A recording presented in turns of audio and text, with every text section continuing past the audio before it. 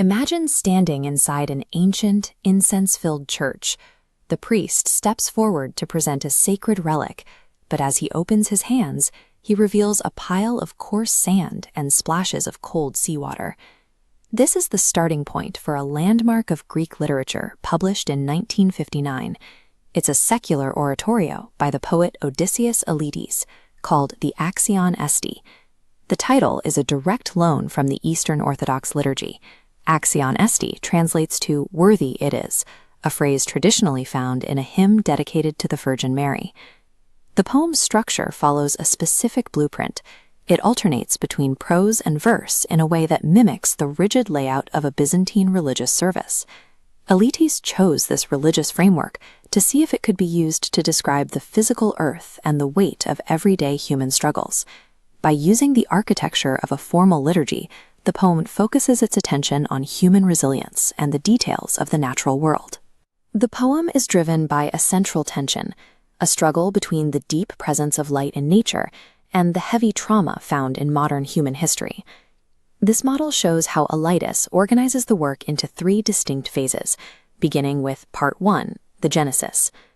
This first section focuses on the birth of consciousness, the moment a person begins becoming aware of themselves and the world around them. Elytis grounds this awakening in the landscape of Greece. He writes about the intensity of the sun, the presence of the sea, and the physical feel of the earth. This phase establishes a period of natural innocence, but it's a state about to be interrupted by the realities of the 20th century. The tone shifts as we enter Part 2, the Passion. Here, the poem moves away from the internal world and into the realm of experience. In this section, the focus moves to a period of profound suffering. We are pulled out of the mythical side of nature and placed into the middle of modern history. Much of this writing is based on the poet's own life. Elytis served during World War II, and he uses those experiences to describe the occupation of Greece. The poem details the collective trauma of the era, highlighting the experiences of the Greek resistance movement and the widespread impact of the war on the population. The contrast is sharp. The sunlit natural world we saw in the beginning is now overshadowed by the events of the conflict.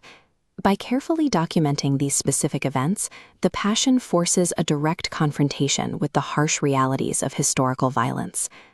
After the weight of the previous section, the poem moves toward a resolution in Part 3, the Gloria. This final part is written as a hymn of gratitude. It represents a choice to recognize the beauty of existence even after experiencing the breakdown of the world around it. These ideas reached a much broader audience when the composer Mikis Theodorikis set the text to music. The poem moved from the page to the public square. During times of political unrest, everyday people began singing these lines in the streets as a collective anthem. This combination of history, nature, and formal structure is the core of Elytis's body of work, and it was the primary reason for his Nobel Prize win in 1979. The Axion Esti suggests that even in the aftermath of history's darkest periods, the act of recognizing and valuing the world remains a powerful form of endurance.